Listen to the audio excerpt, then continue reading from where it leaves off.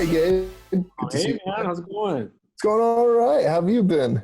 I've been okay. I've been all right.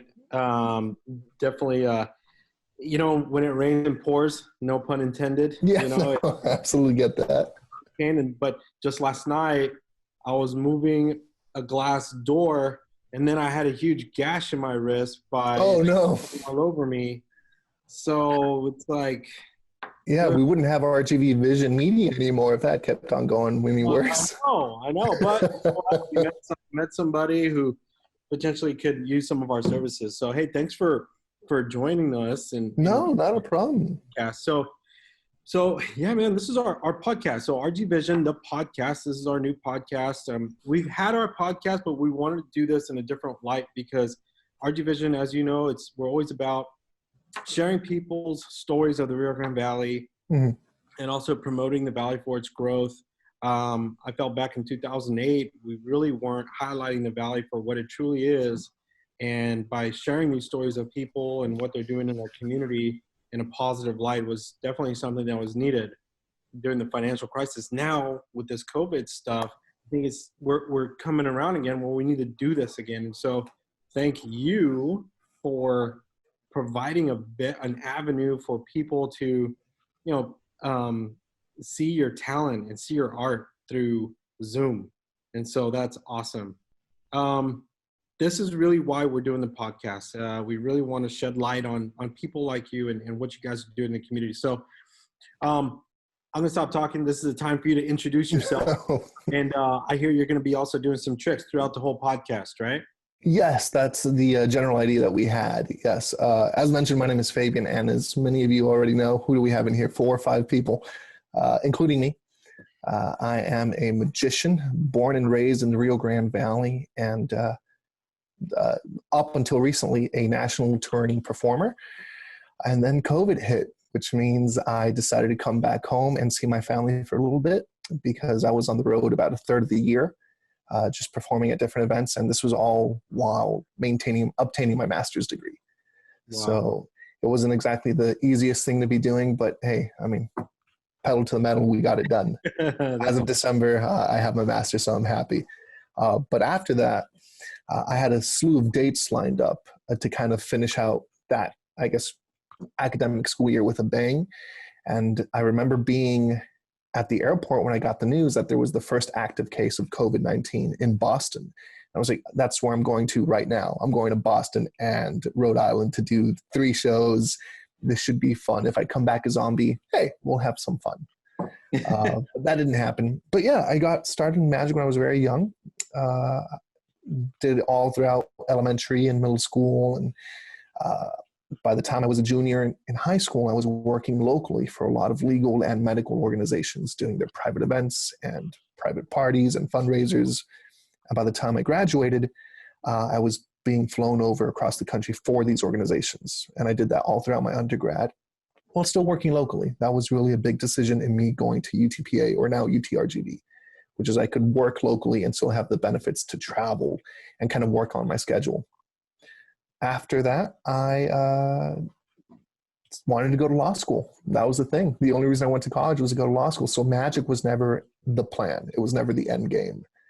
And I spent so much time trying to get to law school that by the time I kind of fell out of love with it, I bet all on red and went even further into the magic and changed my focus to the university market, which is essentially, for anyone that's listening, drunk, horny college kids, which turned out to be a lot of fun.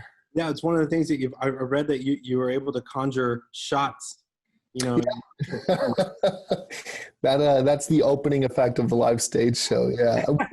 First I mean, that's the best way to get their attention. Actually, it's funny you should mention that. I was going through some old things, and Amazon doesn't work the way it used to during COVID-19. So I've actually found like old pamphlets that I used to mail out my supplies for. Like, this is how we used to order cards back in the day. Like, these are actual, like, you get to pick the colors. I always liked red, but with COVID-19, I always thought it'd be better just to kind of.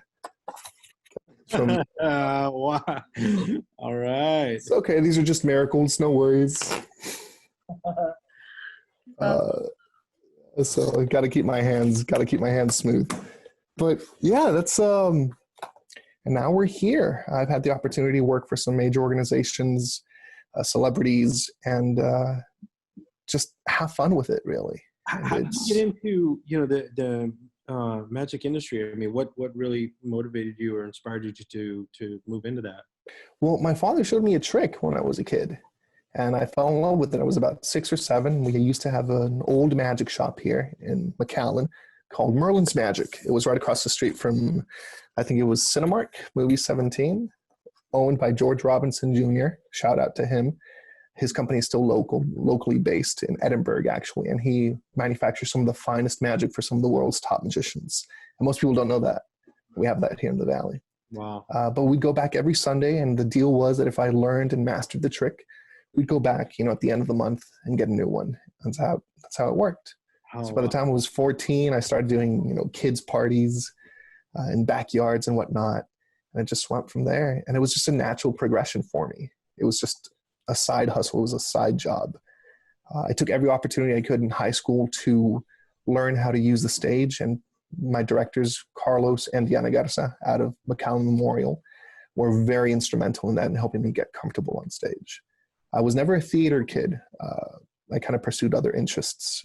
But by the time I realized what I had been doing, it was already generating a small profit, and name recognition was always something that really drove forward. I didn't get a website until maybe I was in college. Everything up until then was word of mouth.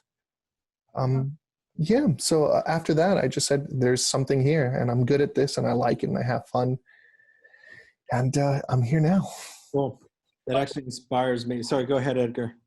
What was the first magic trick that you learned? The first trick that I learned, hit me in the middle. The first trick that I learned was actually the trick that I saw my dad practicing. It's a very old trick called with cups and balls. It's 3 cups, 3 balls, and they all keep going through one cup at another until they all end up at the bottom of the cup. But the first trick I remember doing, like for an audience, was a coloring book. It was called a magic coloring book. So it'd be this blank coloring book, and you'd snap your fingers and line drawings would appear. And you'd snap your fingers again, and then those line drawings were filled with color. Wow. And then one last snap, and they all disappeared again. So it drove everyone crazy in second grade, at the second grade talent show. That's awesome. That's so cool. It actually inspires me as a dad. This is my trick for my kids. The whole. Oh, that's great. Yeah, absolutely. Hey. That's great. Yeah. My kids think I'm like the world's best magician. There's a remix version to that too. It's on YouTube. I'll send you the link. I'm not kidding. I wish I was a joke, but there's a remix version. Wow. Oh, cool. But yeah, so we're gonna keep on moving with the interview. But I don't want to hide the magic. If there's something, do you have a trick maybe also that you want to like maybe do with us really quick or? Yeah, absolutely. So it's very interesting. I devoted a good chunk of my life to learning all these skills with my hands. And some of the very most difficult sleight of hand that I've been privileged to receive a reputation of doing in the community has kind of been associated with me and some other friends of mine. So when COVID hit, these skills were rendered mute. These are skills meant to be put under fire. And ironically, if the audience never sees them, then you're doing it well. But the point is they don't know what you're doing. So it's kind of like this double-edged blade. Yeah. And I was just working on this thing before the lockdown hit. And it was this effect. It would be a deck of cards. You'd have someone take a card. They'd put it back in the deck. You'd put it in the box, and you'd put the box in between their hands. And you'd ask them to name their card, and they'd say, 7 of diamonds. And you take the deck, and you'd show that every card was facing the opposite way except their card. Now, the way that worked was, in theory, very simple. As soon as they put their card back in the deck, I'd be able to locate it because it was warmer than the others. Wow. Yeah, that's pretty much it. So then I'd have to do some secret stuff before I put it back in the box, and it would look hands off. Wow. So I can't do that anymore. But I found a way to do it via Zoom. What? Yeah, so I'm going to try that. Here, I'm going to take this deck and let's see who will use.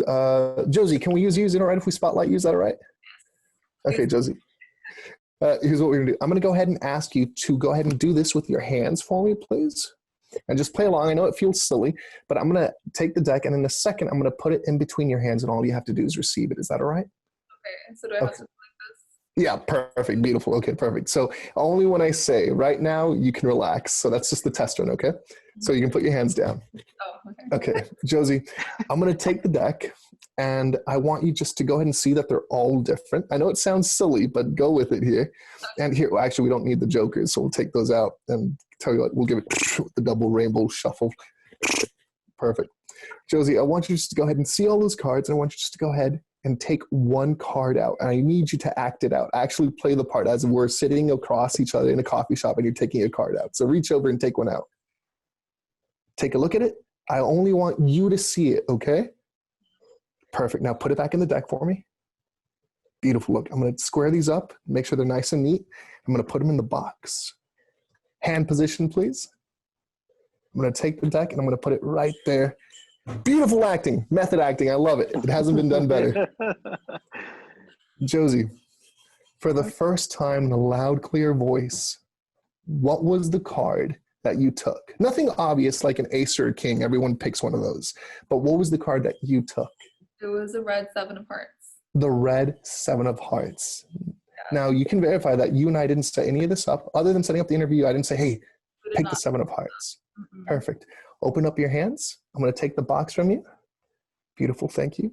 I want you to watch every last minute of this. Oh, God. You'll notice that each and every single card is facing the exact same way except for one card. It's a red card. It's a heart. It's the 7 of hearts. What? Wow. Right? Shots for everybody. That's how that works. Shots on everybody. Also shots. Done. Josie, thank you for your imagination. Thank you. That was Hey, great. Fabian, what was your first gig that you felt, man, this is something I'm going to do full time and start, traveling the road. When was that and where? Ironically, it crept up on me. I remember it being my freshman year of college, spring break, right? And I remember everyone was out having fun at the island, doing things that we don't speak of. It's not shareable for the public airwaves. And I was like, man, I could be there with my friends.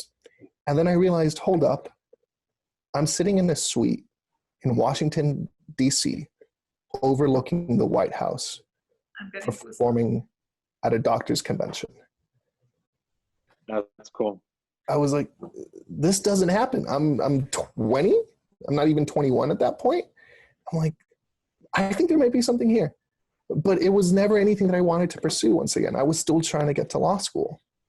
It was only until I got the gratification of actively setting a plan and setting what I had studied and putting it to work that I realized that everything that I had planned out fell in accordingly. I studied mass communication, public relations in college with a degree in literature, with a minor in literature, English. And I never thought I'd use that degree. It was just a stepping stone to get to law school. But sure enough, that came in when I started marketing across the country as a performer for universities. Man, that's awesome. I love how you put that in perspective for maybe even those college students who aren't sure. Because, like most college students, even myself, I was a chemical engineer major before I decided to move over to marketing. Okay. And I still— You kind of went backwards there. Those fields are in no way connected. That's super cool, though. Yeah. And so, they're totally different. I just, I didn't have anybody to guide me. They were like, well, you excel in your chemistry classes. You're extremely brilliant when it comes to mathematics. Chemical engineering seems to be the way you need to go. But something about psychology and consumer behavior really gravitated towards me. But what I wanted to talk to or mention was, it wasn't later that I found out that there's 3 circles. It's things that I was passionate about, things that I knew that I was good at, and then the third one was what I knew I could make money doing. Yes. And if I can intertwine those 3, I can find a sweet spot. Obviously I'm I had to really differentiate what I liked compared to what I'm actually good at. Like I know I'm pretty good at magic, as you can tell with my tongue trick. Oh yeah. I see the top hat and everything. You're good. You're a regular playing David Blaine. tennis. Yeah. But I know I won't be able to make a living off it. But that's really interesting that you found that's something you're passionate about, because after that, I'm sure you don't feel like you're working a day in your life. You're just living out your passion and being successful in it. So congratulations to you. Thank you. I really appreciate that. And I wish I could agree with the sentiment of not feeling like I work a day in my life. And mostly that's just the catch of it all. If you're pursuing something that you love and that you know that you're good at, I firmly believe you have to work twice as hard for it. Yeah. You're either always thinking, if you're your own, you know this, you're your own boss, really. You have people with you, you have people that work with you. You always have to have those gears turning. And that in itself is something that should be rewarded, which is why we can't take vacations, because we're on vacation and we're still thinking, oh, we need to produce this content, or how's this ad coming out? And I was very fortunate that I came from a family where very hard work ethic was instilled very early on. I was at my father's boutique since the age of 3, just watching him put together deals and how to negotiate with clients and how to make a product fit a customer's needs as better than can be expected, and treating that with integrity and respect. So that also came down to how I handle people and how I handle transactions. And you always want to go a step further. There's this old business and showbiz that says, leave them wanting more, never expecting more. Yeah. Yeah. Was there any performance that you experienced that? In what sense? And saying, man, I don't know if, or let's talk about your best performance and maybe. No such thing. They're all bad. Or the worst performance. They're all bad. You could walk out and say, man, that was such a great performance. I nailed it. And then there was another performance like, dang, that really was freaking horrible. That was like the worst. So I'll start with the worst. And this is not, talking back to elementary or middle school when talent shows things would go wrong. No, this is a paid performance. This was my first college performance for a major university. I had just jumped into the market. It was A&M University in College Station. So Aggies.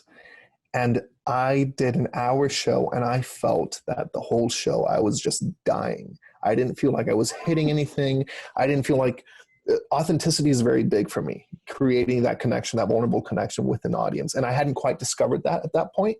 So I just felt very off. And it wasn't until like the last 15 minutes of the show that I felt that I was able to bring it home, when I just said, you know what? I'm here. Might as well give it everything I've got. Like, I'm not going to die tomorrow. This is it. But I was a wreck after, before, and during.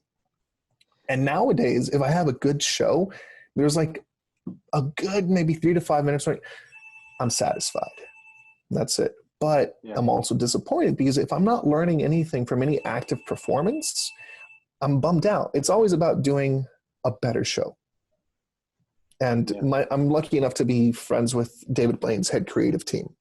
So when we caught the show in Austin and then in San Antonio, we were having brunch in San Antonio. We were having this conversation. Well, what didn't you like? What did you like? And Daniel Garcia, a friend of mine from Houston, said, you have to keep in mind, it's always about doing a better show. And that goes for anything in life, really. It's always about a better product, a better pitch, a better deal, a better human interaction, without losing a sense of authenticity. Ironically, for me, the most gratifying performances aren't paid performances.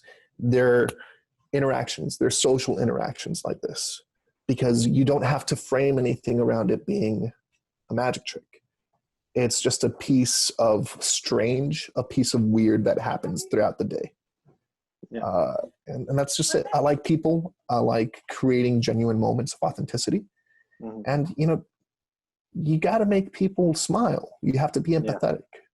Yeah. Well, that's cool. We could take a quick break into some of these questions if you have another trick. I think Edgar's itching for you to do something on him. I don't know if this is a good time to do that. No, absolutely. Because I remember being as a kid, I saw these at Stripes, Trident. Did you pull that out of your armpit?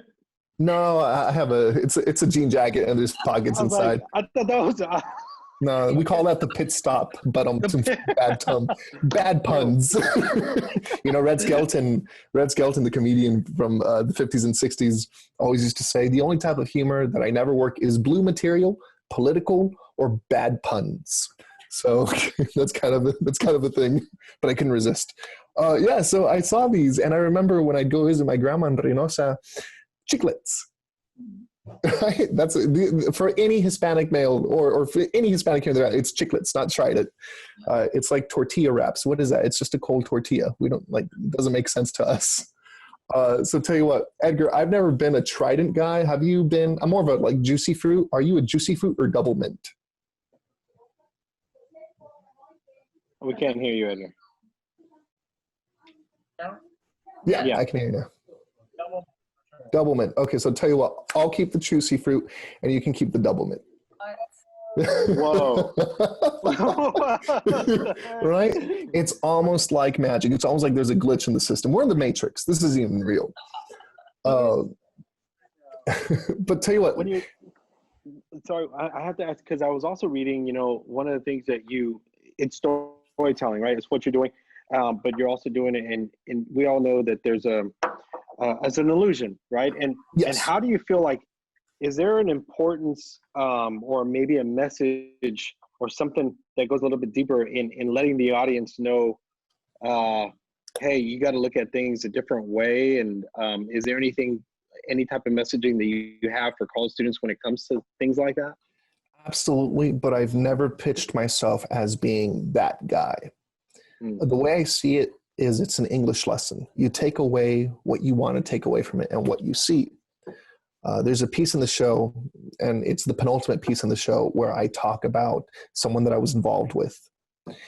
And, you just kind of fall out of touch with people for whatever reasons. So we have someone come up on stage and they volunteer. I don't pick them. They volunteer because it's a very vulnerable thing and brave thing that I'm asking them to do. And we sit them down and they close their eyes and they relive a memory with this person. And I'm able to tell them who this person was and what this memory is in front of a group of sometimes 300 students to sometimes 25 students. And it's a very vulnerable moment. And at the end of that piece, I say, if things were good with this person, give them a call, say hello. If they weren't, screw them. You don't need them in your life anyway. That's good. So yeah, there's all these little vignettes, but we also talk about literature and we talk about Hemingway and Twain and Fitzgerald, who were, those are my inspirations. That's the reason I decided to go back to grad school. So it's all there. But at the end of the day, it's really just about trusting your instincts and knowing what you're good at. That's awesome. Good advice. Yeah. Thank you so much. Look, I know that you're an extremely busy guy. What do you got next? What's coming up? I know that people are able to book you online, via Zoom. We don't know with everything going on right now when the next performance is going to be, but what can people look forward to, from you here in the upcoming? I have all the time in the world for you guys. I'm really enjoying this conversation with you. I'm showing you magic. If you guys just want to have a virtual wine hour, I'm good with that. Really, we're okay. Well, okay. Yeah, can we get the wild turkey over here, please? This is the time for you to conjure up the alcohol and make it magically appear in our offices right now. Never before 5 on a weekday. Just because we're in quarantine doesn't mean the rules don't apply. No, well, it's interesting. I didn't want to do these virtual shows for the longest time. I fought it tooth and nail because I felt that magic should be experienced in a live theatrical setting. But I saw some friends of mine who were starting to branch out into the field, and we would talk about it, and it seemed like some of these connections were coming off really real and authentic. I don't want any noise in between the audience and me, between the participants and me. That's I don't want anything filtered. So I started with Instagram live shows, and I called some local business owners here in the Valley saying, hey, you know what, would you mind if I give you a shout out, because I like you, I respect your business, and I think this would be great for all of us all together. So we got, a Sweat at the Bar and Grill, we got the Sanchez Spa and Salon, and these were, oh, excuse me. I'm at my father's boutique right now because they have the better internet connection. So we have to deal with people coming in every now and then. We can cut that from the podcast if you want. We're live editing as we go. So after that, I just started pushing the shows. And I don't know when my next live performance is going to be. I really don't. And I'm okay knowing that because I've been able to diversify and have my fingers in other pies and work other avenues, other interests that I pursue. But I'm also offering the virtual shows more as a relief for people. We do paid shows every other week. And on the off weeks, we're donating performances to various organizations and individuals and families. This week, we're donating a performance to artists out of Brooklyn, the Bronx and New York and whatnot, because they're in the middle of their Save Their Venues campaign, their small venues campaign. So we're donating it to about 30 people out there. So that will be fun. And we're doing these shows up until this is over. Like we're in this together, and we are our own best remedy. That's it. Especially in this time of mental health and awareness and everything that's going on in the country right now. Man, yeah. Well, thank you for doing that, because people definitely need a break from all the negativity that's going on with everything happening. And it's not an escapist thing. It's just knowing that there is, and at the risk of sounding cheesy, but I have this feeling that when something comes off as cheesy, it's because you've exhausted any vocabulary around it and there's no way to dress it up anymore. It's just about giving someone something good. It's just about being good to each other. It's really that. And to have a moment and laugh and maybe just kind of like reassess things is always good. It's a good shock. Very Well, nice. cool. I did have another question. I know I have Absolutely. but I did read in that article that Edgar had sent us that you also did, was it mind reading? Yes. Yes. How does that work? Have you done that in like via Zoom or yes. Like, These are, so the Zoom shows are tailored to a virtual audience, but it's using everything that I've worked towards in live performance and applying it here. So let me give you a bit of an example, if you don't mind. Do we have a chat option open here? This may or may not work, by the way, but do we have a chat option? Yes. Yep. Okay, Josie, I'm going to go ahead and send you. Here, let me open this up. All right, I'm going to go ahead and share a list with you. Are you a big what do we call it? Netflix fan? Yes. Okay. All right. Let me see here. Okay. Make sure you're just sending it to me because there's an option for everyone. Yeah. Because then it'd just be awkward. See that she's a big fan of drinking. We don't want all these other people looking at what you're watching on your recommendations. That's gonna ruin the trig. That's all I'm concerned about. No, that's great, and I totally appreciate that. Okay, let me bring this up because I hadn't received the initial email, and it was in my spam box. So when I saw it, I scattered to put all these things together. So this is kind of the way it works now. Okay. Let's see. Okay, it's private. I'm going to type this link in right there, and let me know when you get it. Don't open it up just yet, but let me know when you get it. Okay, I got it. You got it? Okay, click the link and let it load up. Don't scroll through or anything, but just let it load up and let me know when it's loaded up. You open it in a separate window because it's not letting me click directly. Okay, that's fine. Okay. No. Okay.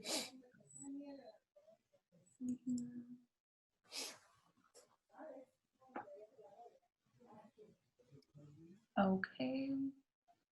Has it loaded up? Yes, it's loaded. Can you read me what you're looking at? It should be a list of shows. Yes, so it's Netflix originals. Number 1 is BoJack Horseman. Oh, okay. No. You don't have to read the list, but I just want to know you're at the right list. Perfect. So do me a favor. I want you just to go ahead and scroll through. There should be like 50 original titles on there.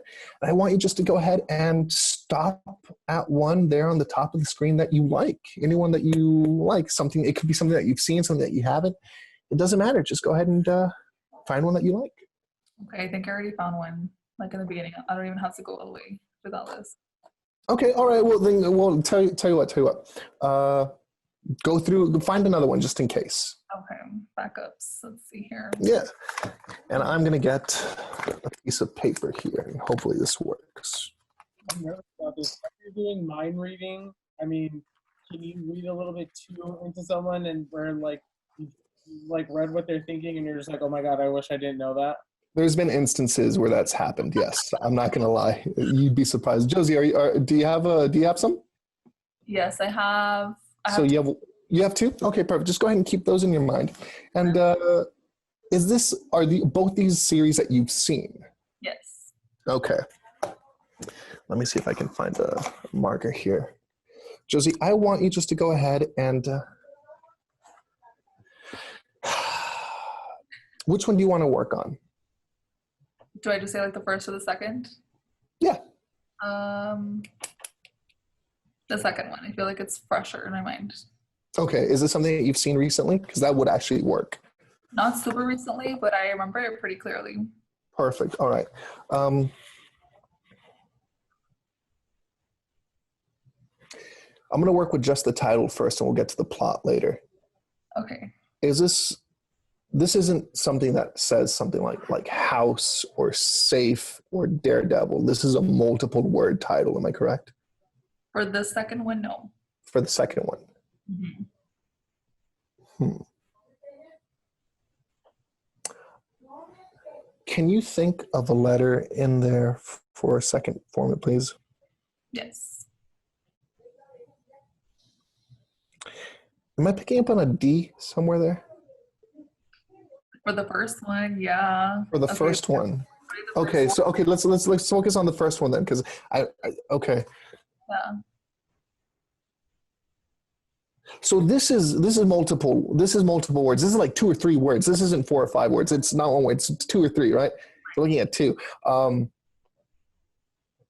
Okay, so we have a D.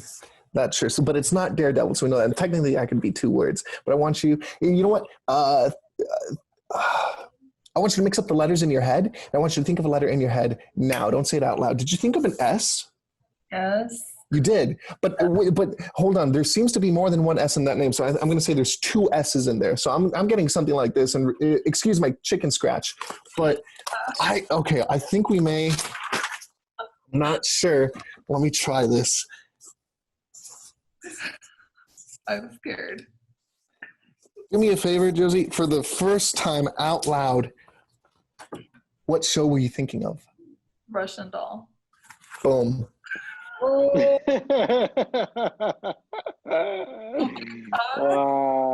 crazy. Like they used to say when I was 18, Santeria. Yeah. Oh, that's cool. Yes. Wow. That's so cool. Honestly, I know what her favorite shows on Netflix are, and the double. I thought it was gonna be Schitt's Creek. Schitt's Creek is great. I love Schitt's Creek. No, I saw Russian Doll and I was like, "Ooh, this one was a really cool show." So I just stuck with that one from the beginning. Oh, okay. All right. That makes sense. What was the other one, if you don't mind me asking? You. You's great. The second is so much. I love You. I mean, and this isn't. Yeah, it's. You's interesting. I wouldn't have thought of you to say you. If that makes any sense at all. I love watching those, as you can tell. Edgar knows. No, I absolutely understand that.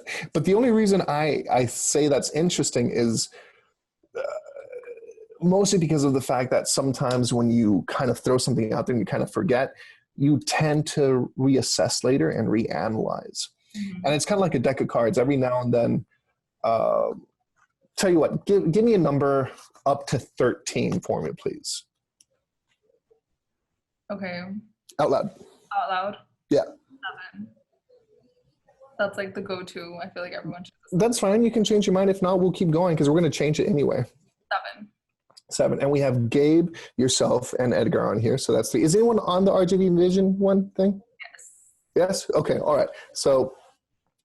Wait, should we say no because of the yeah, I didn't know that. So in this case, we'll just use 3. It's okay. It's not a problem. Yeah. So 7 plus 3 gives us 10. And I think that's interesting because there's always one card that you print on boxes. That's the 10 of hearts. So as a good, I mean, that's just coincidence. That's just coincidence. But what's coincidental is, and this isn't a trick either, but the 10 of hearts, I always keep facing the opposite way, right? And normally if people would say the 10 of hearts, I'd be like, boom, that's it. It's a trick, right? If you get lucky. But what I don't understand is why I had you written on the back of this 10 of hearts. What? Right? Oh my god. Wow. So that's the tie in your storytelling. Yeah. Oh my god, that's crazy. Oh, wow. That's Yes. awesome. Thank you, Jose. I literally wouldn't have been able to do it without you. So thank you. Man, I'm like freaking blown away right now. I don't know what to do. Gabe. I feel like he's like wanting to be. He's already played mine. No, he's already. I'm like stuck. I'm stuck. I can't do anything. No. When we're done. Go. Well, Edgar, I'll save yours for last. How about that? And I'll open it up to any more questions that you have. Let me see. I have a question. I don't know if you guys can hear me. Can you guys hear me? Yeah. I'm sorry. I couldn't hear you, Edgar. I'm sorry. So I know that, you had all these tour dates set out and you were ready to roll. Mm-hmm. Years a little bit. So can you talk to us about what that's been like? I mean, I know the human interaction is always like the best interaction, right? But now that you're having to do things virtually, I mean, that's kind of, I don't know, but I've never seen anything like it before where you're practicing magic online. So was that like difficult to tie into what you were doing? As far as tying in what exactly? So like, for example, like earlier, whenever you did the card trick, right? Mm-hmm. You had to kind of like ask her to do these certain things and, before like it was physical, and Oh, okay. I see what you mean. Like the logistics of it all. Absolutely, yes. So I love music, and I use this metaphor a lot. Much like when people say, is that your own magic trick? Is that your own effect? Is that your own piece? Sometimes it is, and sometimes it isn't. And when it isn't, it's a cover of an original piece by someone else. So with that metaphor in mind, you have acoustic sets, you have full-on band sets, you have solo performer sets, and playing in different keys. So I just had to moderate a lot of things to transcend this divide, if you will. For example, the piece that I did with was it Gabe? Did I do it on you, Gabe, or was it Josie? With the oh no, it was Josie. It was Josie. That was a piece that is actually real, and I just kind of had to, change that around because I really wanted to do it. Other things don't play well. There's no way to communicate certain pieces that seem intrinsically interesting in person as opposed to the screen, like the doublemint. Like that thing is, that thing's fun because you're using an option that someone gives you, a decision that they make, and you have to render it on the spot. If anything, it's made it more interesting and less challenging because of the fact that it opens up so many opportunities. Because now people are experiencing this differently in their head. Magic really only exists in your mind. It's just a combination of psychology, sociology, a little bit of a sleight of hand, and a lot of bullshit, which is my favorite part. I mean, I was going to go to law school. Come on, let's be honest here. Like, I decided to practice the dark arts instead. But it's been amazing because now we have this interaction with people actually tuning in, and they're only there if they want to be there. They're not being dragged along. And we're able to tap into that feeling of community. And it makes everything that much stronger because you're not watching a Netflix show. You're interacting with myself and each other. Just the same way y'all are interacting here, same way it happens. Hey, Fabian, when did you leave the Rio Grande Valley? I left, well, I was always leaving. I'd had the opportunity to travel with my dad and with my parents since I was 6. So I was very fortunate to see a lot of places of the world that other people wouldn't have been able to. And Mark Twain, who's my favorite author, one of my favorite authors, has a saying that travel is fatal to prejudice. So I understood very early on that in order to understand how people work and how people perceive the world, not universally, mind you, I had to get out. So every opportunity I could, I took. I've ridden buses. I have slept in hotel rooms that you shouldn't be sleeping in. I remember being picked up one time for a show with my Uber. He goes, "Oh, so did you have any fun last night?" And I go, "I'm sorry?" So yeah, the place where you stay, it's like a well-known spot for prostitutes. So that explains the girl at the bar. I thought I was doing well. Oh no, like you're like, I thought my game was good. But I'd left periodically. But the first time that I actually left, I'd have to say was back in 2015, 2016. And I've been on the road ever since, up until I started my master's degree. So there was a year there where I just wasn't home and I didn't see my family for like maybe 3 weeks on tops. So when I decided to get my master's, I relocated to San Marcos, which is a different experience altogether. But I was forced to stay in one place for a very long period of time. The first semester I was there, I decided not to do any shows just because it was a grad program. I had to devote my time to it. So it was very awkward staying in one place for so long. And then the second semester I decided, no, I have to be on the road. Not only does it supplement income, but I need it for me. A lot of people forget that when you go into a master's program, you're not just dealing with one type of individual. You're not dealing with someone who's fresh out of high school coming into college, but you're dealing with people who maybe never finished or who took time off after the degree and are just jumping into a master's degree. So you have this eclectic mix of people, and those experiences don't always line up, and it creates cognitive dissonance. So I had to actively keep traveling because I felt it was adding to what I could use and what I could learn and how I could perceive the world. Did you notice anything? I mean, I'm always curious of what was the perception of the Rio Grande Valley when you were out there? I mean, did you ever ask? Did people ever wonder, like, hey, where's that? Or, yes, absolutely. Yeah. First off, I've always loved the valley. I've always loved it. My Spanish was my first language. I love the culture. I love everything that has to do with it. I was aware of the perception of the valley in other places. I mean, way before we made the New York Times for what's going on with COVID or with the immigration scandal, we'd made it because of the cartels and the violence that was going on. So I was aware of that. And I fell into a very interesting group of people that whenever people at Texas State, for example, anywhere north of here would ask, anywhere north of San Antonio really, would ask, where are you from? Oh, I'm from the valley.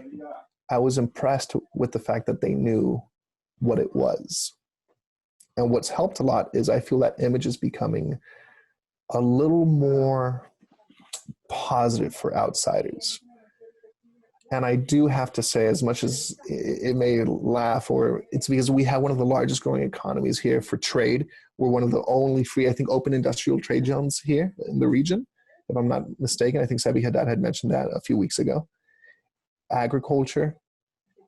I mean, everything that's happening here, it's almost as if Valley residents were blinded by it for a second. But now they're really becoming aware outside of the realm. And I really like that. And other than that, other people are, oh yeah, puro pinche 956. Like they all know Steven. They all know Steven, who's a friend of mine. Like it's hilarious. I remember waking up one day and Steven was like, hey, can you share my video?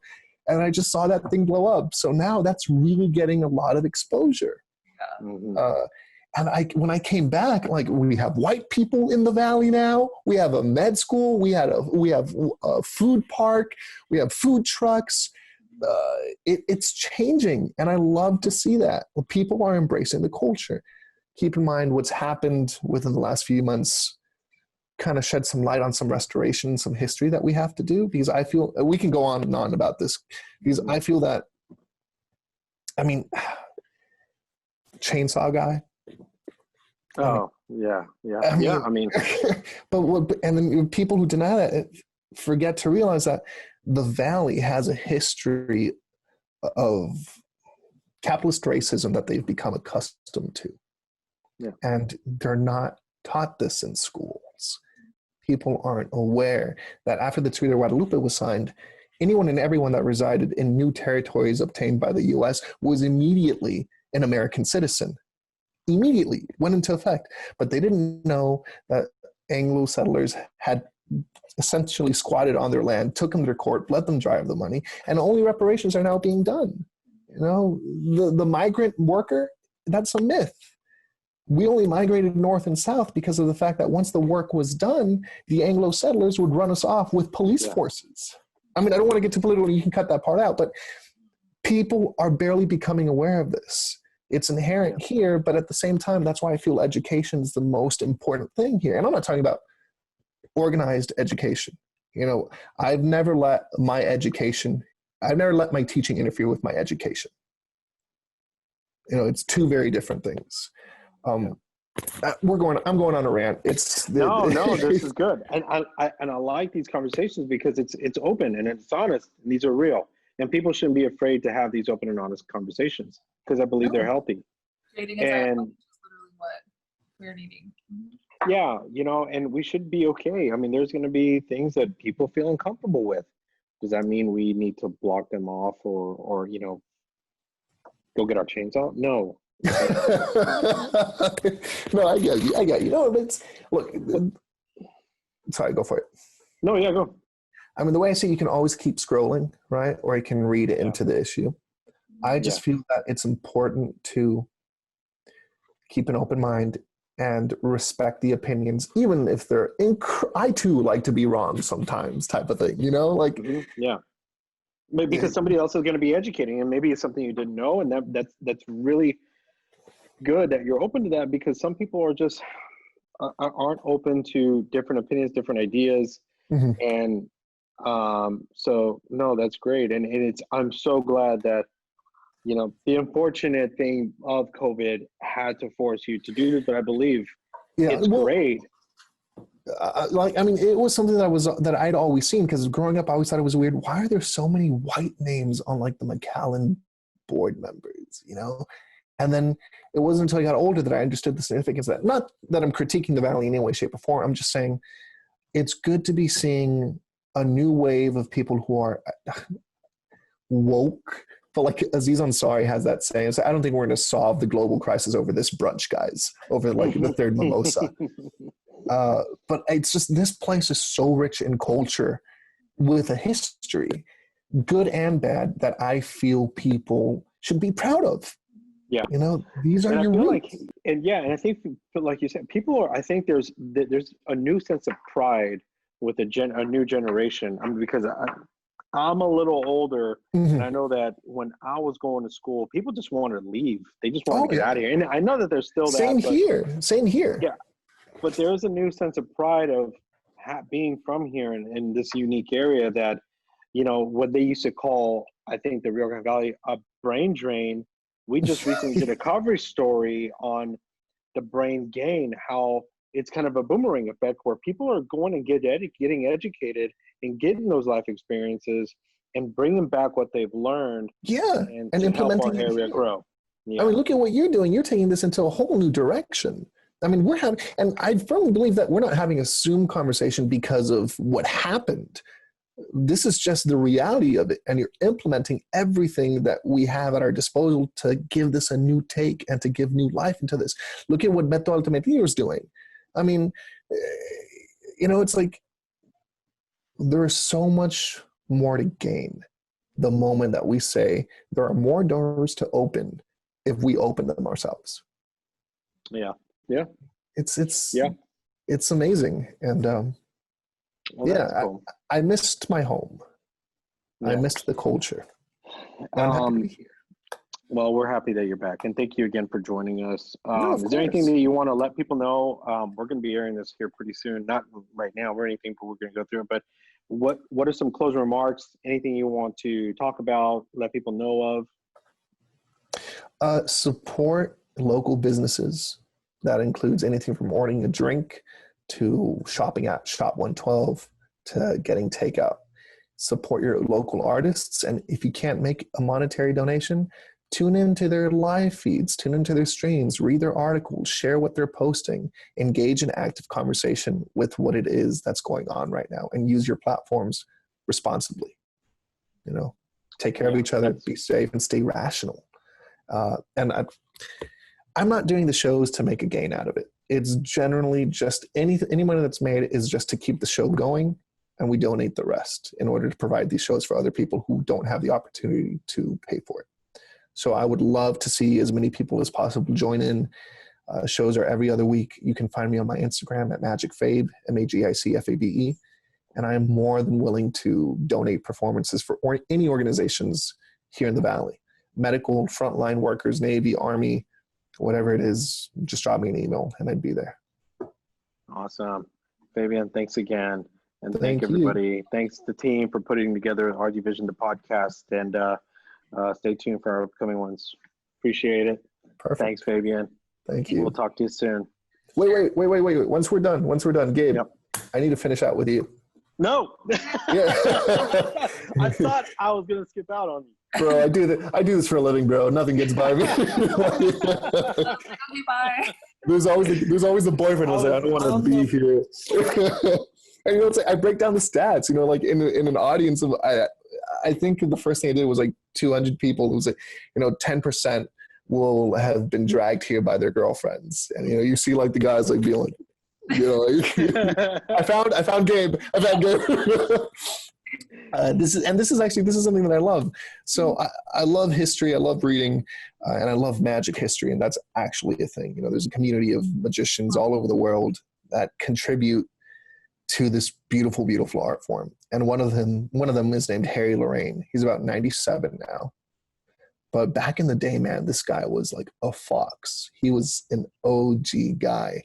And recently I bought an estate sale, and this was pre-COVID, right? Because disposable income.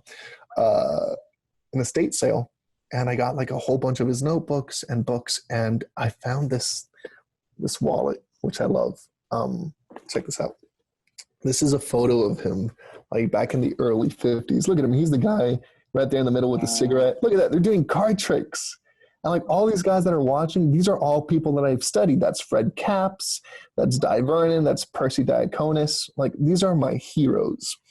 So I called up some people that I know, and it turns out that this wasn't just like a wallet. This was like, he used to carry a specific trick in here, and he never got it wrong. It was the bet that he always made. He'd always bet $1, which was back in like the 50s and 60s. It was like some hefty cash. And he used these 4 cards, and I'll show them to you. We have the 9 of clubs, the 2 of hearts, the king of spades, the jack of diamonds, and the 4 of spades. Gabe, do me a favor. I want you just to go ahead and name one of those cards. Take your time, because once you name one, you can't change your mind. Okay, you want me to name it out loud? Yes, sir. The 2 of hearts. The 2 of hearts. Any particular reason why? No. Perfect. I told you that he never got this wrong. And the only way to know that is if you notice all these other cards are blue. Except the 2 hearts. What? Good job, Gabe. Seems like you and Harry would be. What? Wow. All right, that's it. Show's over. Get on with your lives. Go home. Go away. Thanks, Fabian. Oh my God.